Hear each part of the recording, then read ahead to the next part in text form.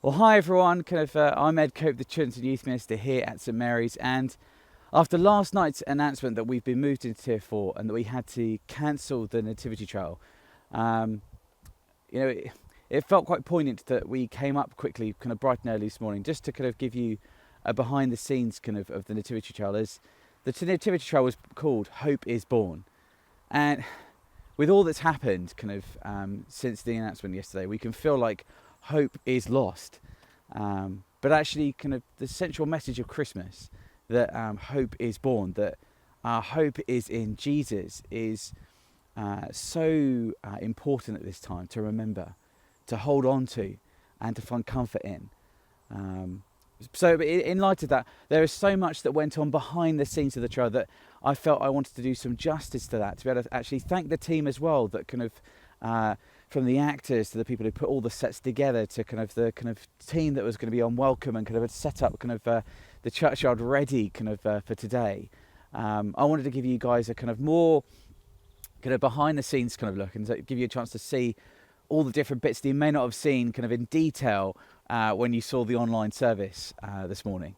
But just follow me quickly. So they'd set up questions around here, and this was Louise Harrington and Rhiannon Stroud and the team of the Welcome Team are basically being had put these together, the Nativity Trail quiz. So questions like, what did Mary use as a bed for baby Jesus? Good old questions there. What was Jesus wrapped in to keep him warm? And there are loads of other questions around the churchyard, as people would have been queuing as they came around to come on, follow me. There's also the bit where we had look out for the stars that they'd put around the churchyard. Well, I can definitely see one just over there. Another one over there. I could spend quite a while searching out all these stars, so I don't want to consume the time. But why don't we now go and have a quick look around the Nativity Trail itself. So I'm going to quickly walk over there. So follow me.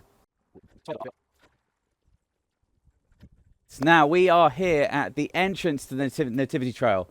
We have our guiding star, and actually, as soon as you'd enter into the the first part of the trail, you're going to be invited to come and enter into Dr. Clever's time machine, as he was going to transport you back in time to that very first Christmas. So come on, let me show you the time machine. So past our guiding star and into our time machine. So come on in.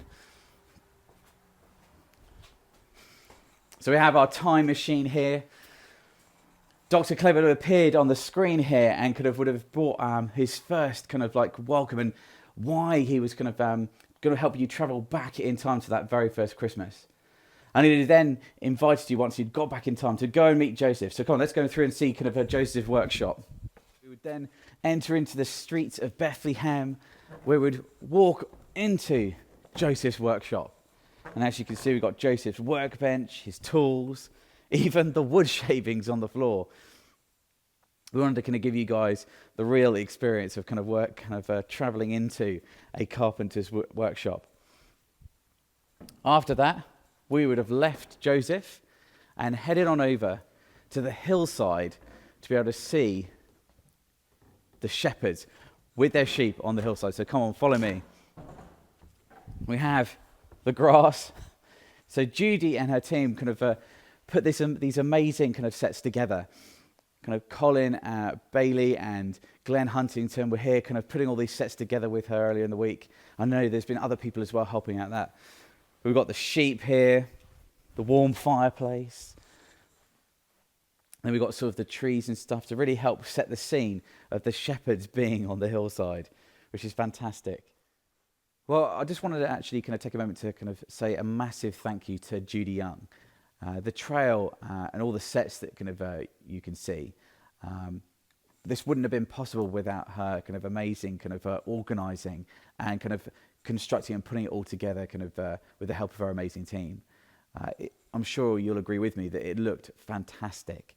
And not only that, her, Bruce, Douglas, and her husband Toby helped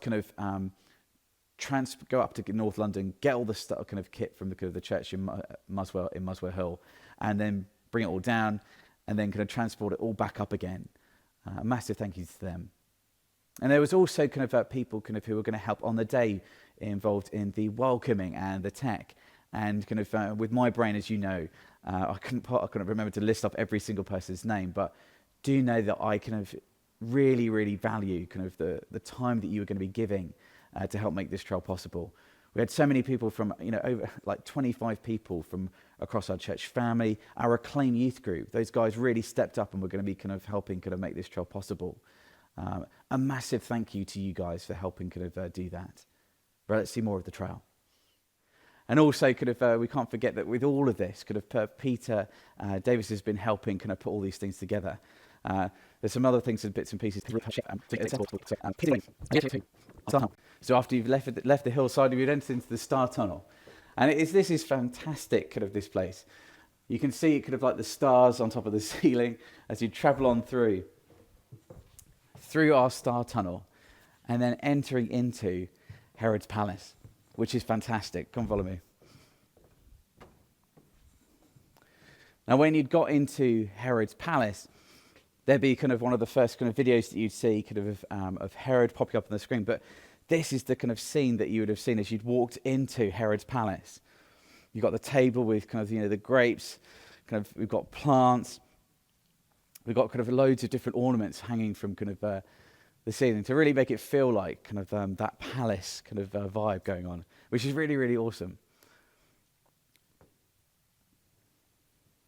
Now, after you'd kind of left Herod's Palace, you would have gone on to the innkeeper.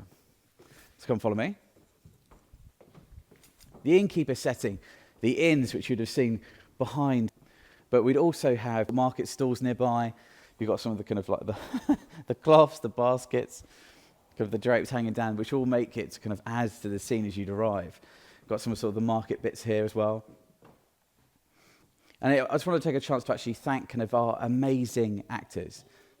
In all of the bits that we kind of got put together, we had sort of a whole team of actors come together some were shown in the online service, but a lot of them were actually kind of going to be in two parts across the day. The shepherds I saw in the online service, we had Jill and Sophie Davis, but we also had behind the scenes and going to be serving on the day was Colin and June Bailey as shepherds. We also had kind of Jack Griffith, who was going to be one of our innkeepers. And we had Harry Young, who was also going to be one of our Josephs, alongside Peter Black, kind of who was going to be, you would have seen in the online service, and Pat Davis, who is on the online service as the innkeeper.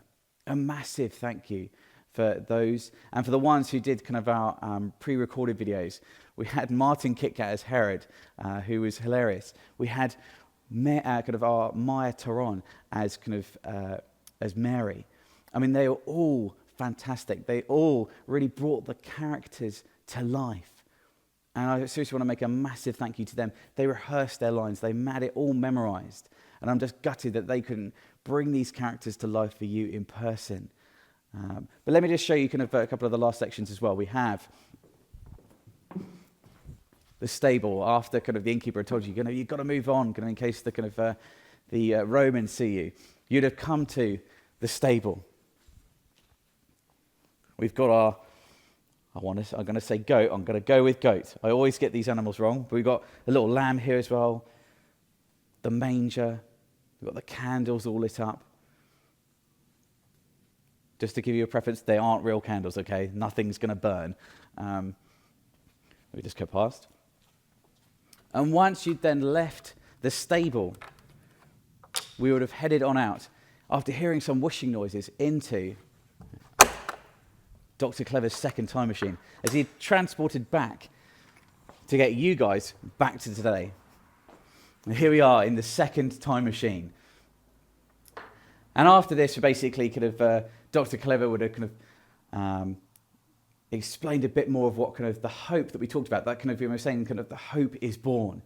He would have reminded us that actually kind of why hope is so central to Christmas. As I said before, it's just so poignant with all that's going on at the moment that we kind of cling on to that hope, that we take comfort in it, we take reassurance from it. But so I hope that's been helpful, kind of getting an idea of what the kind of trail would have looked like in a bit more detail. And I hope you all do despite all that's going on, have a very, very Merry Christmas. See you all.